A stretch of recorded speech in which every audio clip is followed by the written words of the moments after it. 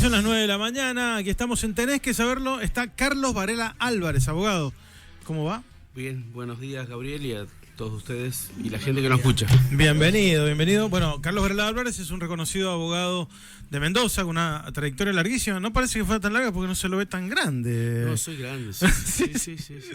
Pero la verdad es que yo recuerdo, los casos más importantes de Mendoza los ha llevado adelante. Que yo me acuerdo del caso Guardati, cuando hacíamos marchas buscándolo, ahí estaba Carlos Varela Álvarez, qué sé yo, los casos más... recuérdame usted otros casos. Bueno, los más antiguos fue el caso, por ejemplo, el caso de Nito Neme.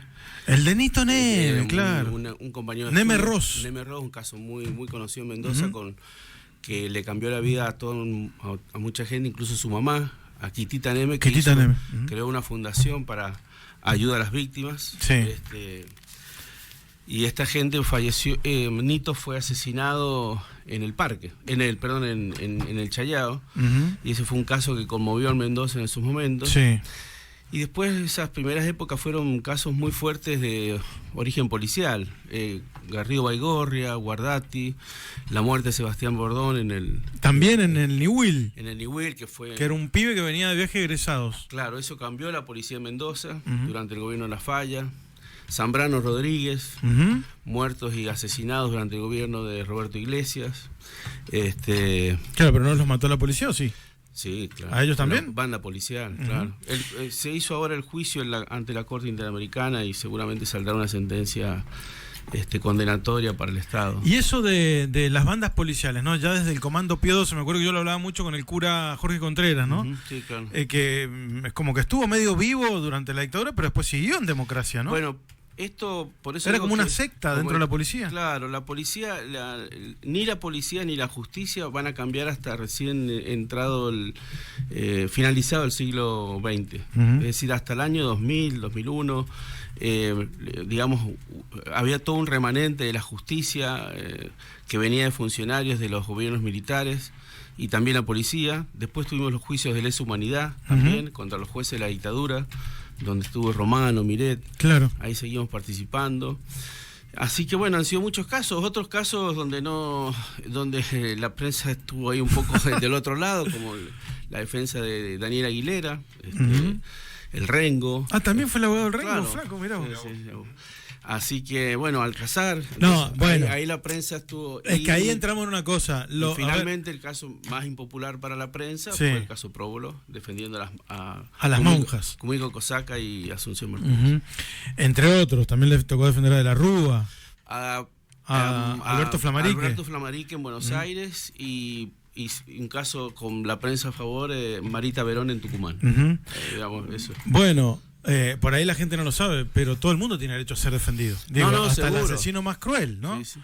Bueno, eso obviamente que tuvo siempre, digamos, gente a favor y en contra, porque si uno se paraba mucho en el tema de derechos humanos, preguntaban después por qué se tomaban ese tipo de defensas, pero bueno, la respuesta era esa. Bueno, justo tiene un libro que presentó hace poco Carlos Varela Álvarez, que se llama Por las fronteras de la ley, historia de mis casos penales, que está muy bueno, lo estoy leyendo, y otro libro, porque también se le da la literatura, ¿no? Sí. Take Away, historia de nuestros encierros. Son dos libros juntos que los presentó. Claro, porque ¿Cuándo hace tiempo para escribirlo? ¿Los viajes de avión? Es una deuda que tenía conmigo mismo, porque mi esposa siempre me decía que tenía que contar los casos. Sí, es verdad. Muchos se van olvidando y por ahí la gente los conoce a partir de la memoria escrita. Y Take Away siempre me llamó la atención. Creo que todos acá tenemos un libro para escribir en la pandemia, ¿no? O sea, sí. Todos tenemos. Entonces me parecía como contar nuestra historia familiar. Yo imaginé un viaje a Chile, fue en el verano, íbamos a Papudo. Entonces imaginé el cruce de los Andes con todos los problemas que había este año de 14, 15 horas para... De espera. Claro, y ahí empecé a recordar lo que había sido la pandemia para nosotros. Y lo que le pasó al país también, con las fiestas de Olivos. La violencia institucional, la chica de Mendoza que murió en una cárcel, en una alcaldía en San Luis. Eso fue increíble, realmente. Facundo Astudillo, que la anduvieron buscando por todos lados. Y bueno, después todo lo que uno se le ocurría hacer en pandemia, que como abogados no teníamos mucho que hacer. No había mucho laburo, claro. Entonces me dediqué a traer personas, a pelear porque Fernández prohibió el ingreso de personas al país de los que habían quedado fuera. Entonces yo empecé a trabajar con la Comisión Interamericana haciendo presentaciones para que esos argentinos pudieran regresar. Entonces ahí conocí un montón de gente, todo ad honorem, ¿no? Pero me sirvió para ser útil donde podía ser. Hay una cuestión que me lo dice la gente, y es verdad, porque a veces los periodistas nos concentramos en el nudo del problema y no contamos cómo terminan. ¿Quién mató a Guardati? Bueno, Guardati sigue desaparecido, el caso ahora está en la justicia federal, tenemos varios procesados y ahí hay un problema porque la justicia provincial sobreseyó a esas personas, a 4, y hoy día está la discusión si pueden volver a ser juzgados o no, pero sigue siendo un misterio como Garrido Baigorria. Es un misterio, Garrido Baigorria es otro misterio. Sí. El Garrido Baigorria es increíble porque es a las 2 de la tarde, un día sábado, en el Parque General San Martín. Sí. Ahí lo secuestran. 2 albañiles. Sí, 2 venían del barrio Flores, pasan la rotonda Orsali y ahí los 2 autos del comando, es decir, en ese momento los Renault 12, los detuvieron, nunca más se supo, hasta que aparecen en investigaciones. El único recuerdo de ellos es que donde uno antes se sacaba la cédula, ahí hay una placa que dice que acá fueron vistos por última vez. Bueno, el Palacio Policial, que ahora es el Museo del D2. Exacto. Impresionante, porque fue en plena democracia. Son los primeros desaparecidos. Los primeros desaparecidos en democracia. Sí. ¿Y quién mató a Nito Neme? Nito Neme fue muy doloroso porque nosotros fuimos a ese juicio y los condenaron. A Aguirre y a la otra persona que trabajaban en una cooperativa policial, y la Corte Suprema anuló el juicio porque detectó que uno de los reconocimientos del único sobreviviente no había sido bueno, o sea, válido, y además porque a estas personas durante el juicio se los excluye de la sala. O sea, no había en ese momento una pantalla para poner, se los excluyó de la sala, el abogado se opuso. Por un tecnicismo, digamos. Claro, y el segundo juicio los absolvieron.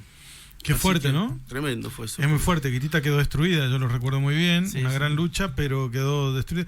Como tantos otros casos, estamos con el abogado de los casos más resonantes del país, el caso de Marita Verón, por ejemplo, también en Tucumán, ¿no? Eso fue tremendo, eso fue tremendo, porque fue un año muy duro. Yo nunca había estado en un caso no era de trata, pero era de trata, no había ley de trata. Con Marita Verón se logra la ley de trata, se lo trata como un secuestro, pero lo más duro fue que incluso no había protocolo, el tribunal no aplicó ningún protocolo para los interrogatorios de las víctimas. Entonces las personas que venían de los prostíbulos, que declaraban, fueron tremendos los interrogatorios, fueron durísimos las audiencias. Claro. Nos echaban de la sala, a los otros los echaban, nos vivíamos peleándonos, y bueno, terminaron absolviéndolos y luego la Corte los condena. Impresionante también. Ahora, quiero entrar, profesor, vaya agarrándose porque voy a mencionar la serie del momento, que es la serie Menem. Claro, hay es que tener ciertas es una cosa, ¿no?, que dicen, ¿no es cierto? Pero de verdad que se ha generalizado esto, de que hay personas que cuando los nombras son yeta o son mufa o traen cosas. Esto, con el expresidente, el turco, Carlos Saúl, se hablaba. Sale en la serie también, que le preguntan. Eso también si sale es en la o no. serie. Sale en la serie. ¿Es verdad? También se habla mucho del caso de Montserrat Alcázar y el vínculo sirio del presidente. Sí. Creo que es uno de los ejes, de los pocos ejes serios de la serie, que no lo desarrollan, porque termina siendo después medio meme la serie, ¿no? Pero uno de los pocos ejes es el acuerdo con los países árabes, y el nombramiento obligado de Amir Ayoma en la agenda presidencial, bueno, sus vínculos con Ibrahim al-Ibrahim. Bueno, Munir Menem era el hermano de Menem, embajador en Siria, o sea, y ese es el enlace, en la serie aparece también, ¿no? Sí, el famoso pueblo. ¿Cómo termina usted ahí? Yabrut. Claro, ¿cómo termina metido usted con los Menem? No con Menem, sino con Alcázar, lo cuento ahí. Yo me crié mucho en las playas de Chile, íbamos todos los veranos ahí, teníamos un grupo de amigos.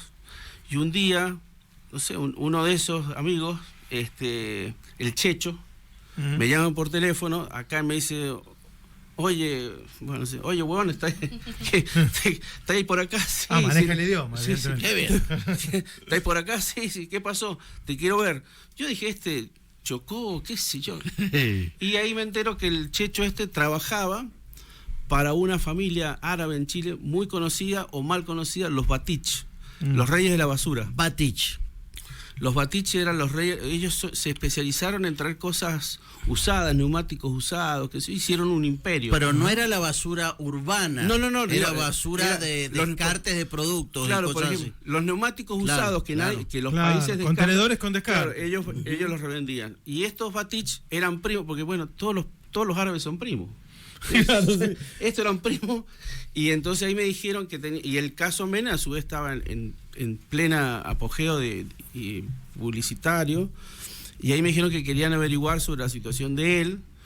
Y bueno, ahí entonces empecé a trabajar en el caso, hasta que primero conocí a Ragda Jabal, su esposa, que cuando venía a Mendoza era una nube de periodistas, nos perseguían por todos lados. Y después conocí a Montser en Madrid. Y después en la casa de Marbella. En la casa de Marbella cuento una anécdota que está en el libro, que es muy simpática, porque lo voy a ver y veo que por todos lados estaba mi foto con él. Dije, ¿por qué? Para terminar preso el abogado, claro. ¿Cómo me quiere, Montser? Iba para allá, foto mía, que ahí estaba solo, Ragda no estaba. Y cuando me voy a ir, viene el empleado y empieza a cambiar la foto y pone las del otro que venía. O sea, las van rotando. Las van rotando. Claro, bien. Para demostrar cierto afecto. Claro, venía Jimmy. Sí, es buenísimo. Jimmy. Y entonces estaba la foto, toda la casa, una casa grande. Qué producción, ¿eh? Llena de fotos con Montser, con Jimmy. Así que yo que pensé que era... No sos exclusivo. Era una persona muy querida. Claro. Que cae de sorpresa. Era solo... Te cae de sorpresa y no tiene fotos. Claro. No te recibías. Así que bueno. Bueno, Montser Alcázar, ¿quién era? ¿Quién es? Porque un traficante de armas sirio. ¿Y por qué tenía un quilombo en la Argentina el hombre? Bueno, él en realidad... La verdad, diga, no. La verdad, sí. Y Montser ahora está preso en Estados Unidos. Eso también está bueno saberlo. ¿Dónde está? En California está preso. Él viene a Argentina, obviamente, por la apertura del gobierno de Menem. Vienen todos los hermanos de Montser. Vienen, ingresan, hacen la radicación en migraciones y después empiezan con la ciudadanía. Para la ciudadanía contratan una abogada que les dice que tienen que tener propiedades y cosas, entonces se vienen a Mendoza, donde por supuesto tenían otros primos. Los primos de ¿eran los de Corralito? Los primos Corralito. Y ahí hacen como que vivían hace mucho tiempo, como que tenían propiedades, y eso es lo que hace que todas esas declaraciones sean falsas. Efectivamente, él no vivía ahí. Y lo importante, primero lo importante, eso fue un engaño de esa abogada, Cristina Dur, eso lo digo en el libro, porque él tenía un hijo argentino. Y por tener un hijo argentino tenía derecho incluso a la nacionalidad. Automáticamente, o sea, que no le hacía falta en Buenos Aires, y era gratuita. Uno, si tiene un hijo argentino, no tiene problemas legales, va al juzgado federal y o sea, todo esto que hizo no... Ahora, eso es lo que a él lo engaña. Ahora, ¿cuál es el sentido? Ellos querían la visa de Estados Unidos.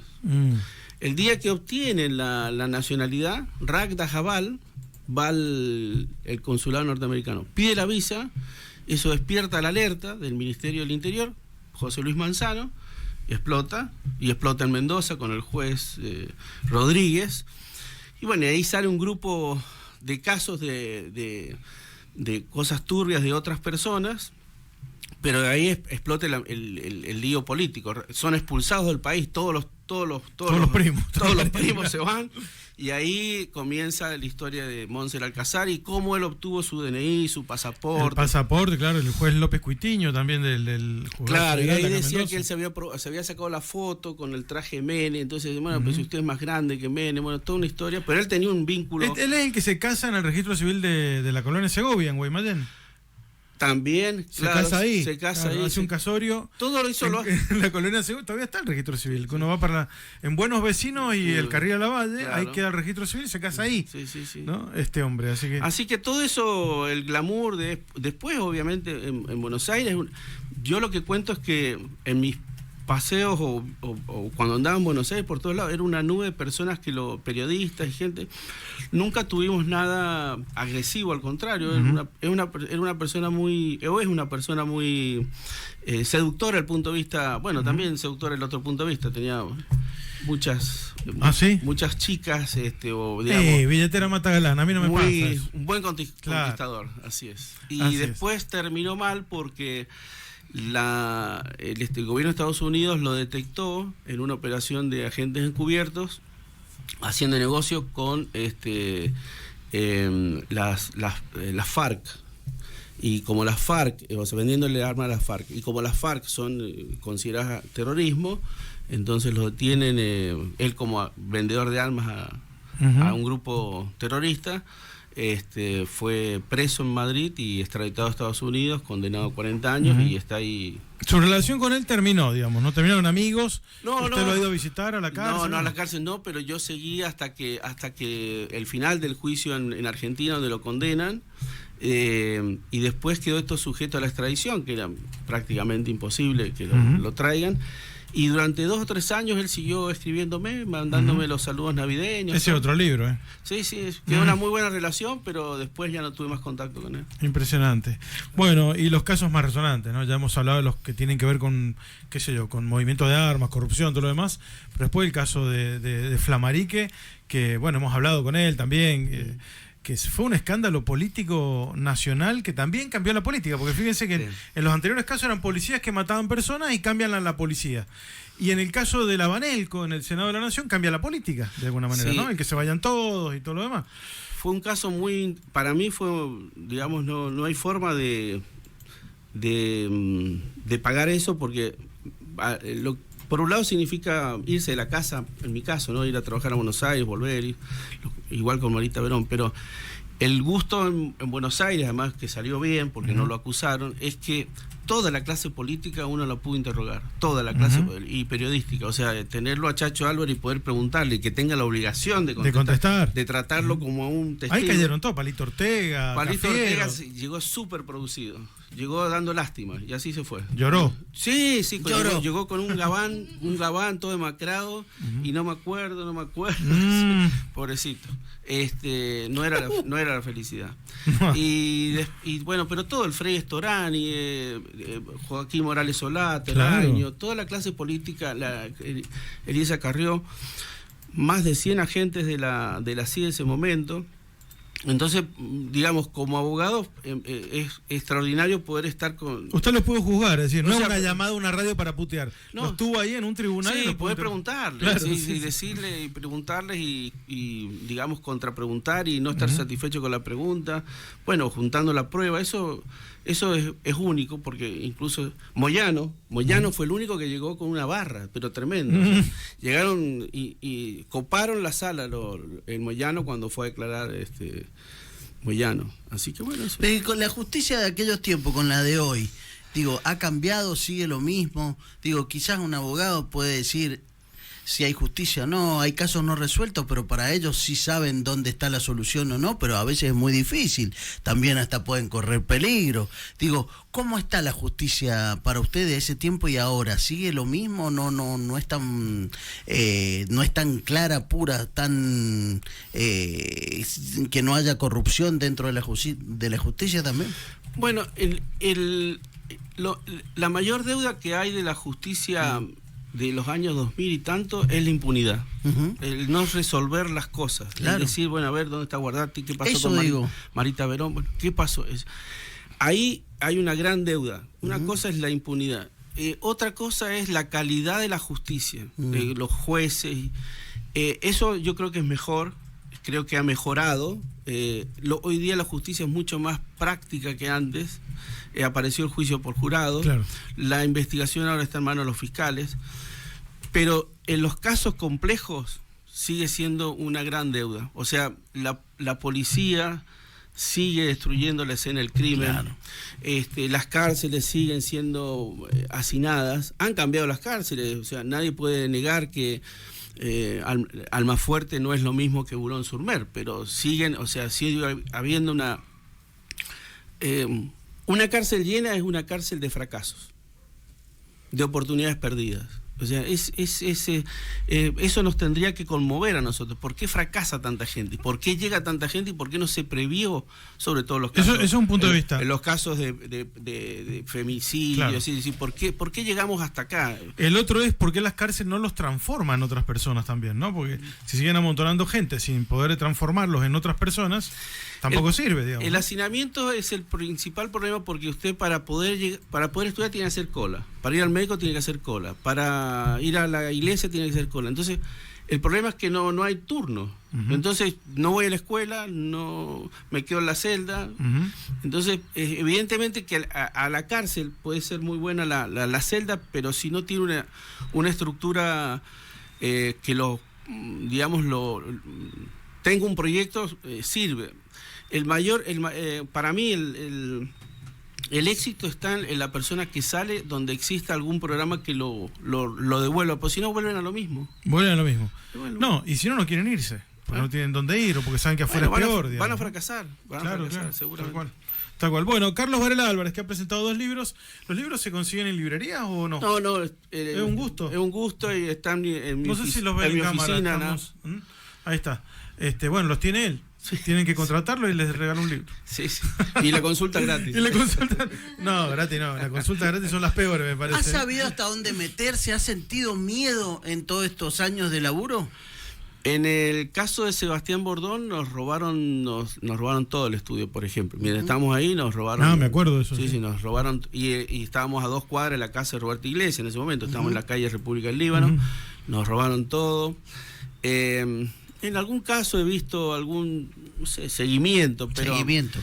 Y en un caso, pues son 2 casos pesados, Varela. Por eso le digo, no es tan fácil. Por eso digo, me imagino que en algún momento. Sí. ¿Y saben hasta dónde tienen que llegar? ¿Usted se atrevió a más? ¿O pensó en su familia? Digo, a veces esas cosas pasan, ¿o no? No, yo creo que tengo una gran familia, pero en algún momento no me pasó nada, pero creo que en algún momento fui más. Por ejemplo, le doy un caso así personal. Llevaba un caso muy doloroso para mí, que es Mario Gómez Yardes, una persona que fue torturada en Mendoza, acusada falsamente de ser ladrón y violador, chileno, así que cuando fue a la cárcel fue un desastre. Y esa persona fue declarada inocente. Producto de ese caso, nosotros metimos preso unos 17 policías, 3 médicos, y después destituimos a un juez, Enrique Noll. Todo ese proceso. Pero bueno, por ejemplo, me toca una audiencia en la Comisión Interamericana de Derechos Humanos. El año anterior había sido el atentado a las bombas, en las Torres Gemelas. Y cuando voy a ir, 2 días antes se cae otro avión en Nueva York, un avión dominicano, casi en octubre del 2002. Entonces, bueno, fue toda una discusión en la familia si ir o no ir, porque... Pensaban que estaba bajo fuego de nuevo. Además entrar a Estados Unidos después de que cambió todo. Y bueno, lo hice. Me despedí de la familia, no sabía qué iba a pasar. No pasó nada. Sí, pero son momentos que hay que transitarlos, ¿no? Claro, fueron esas cosas así personales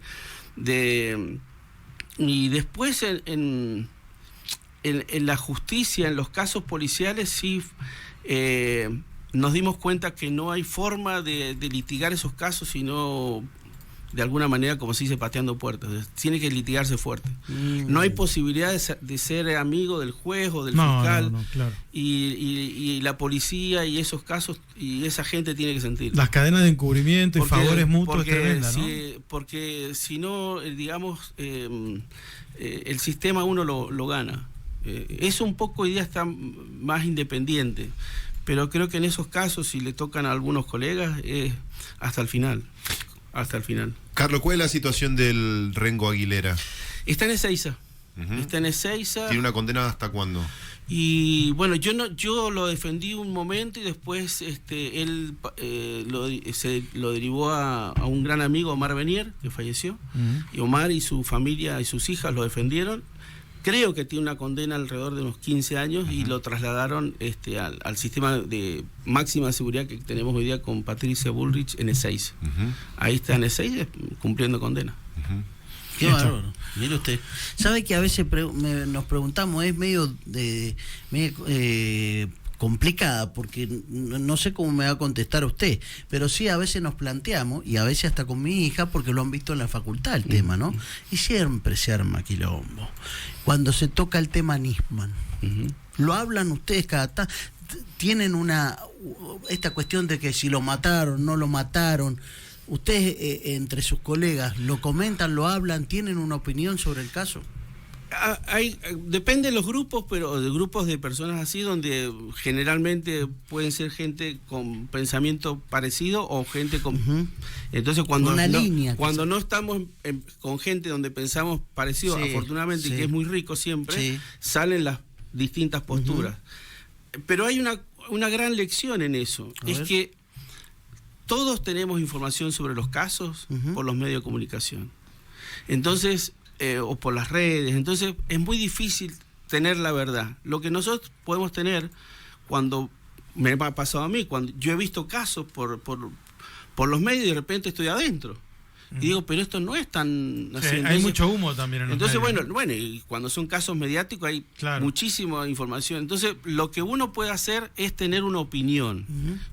Y la opinión quiere decir que no tengo la verdad, sino que un punto de vista. Opinión, mi punto de vista. Y en mi punto de vista, es un caso muy difícil, muy complejo.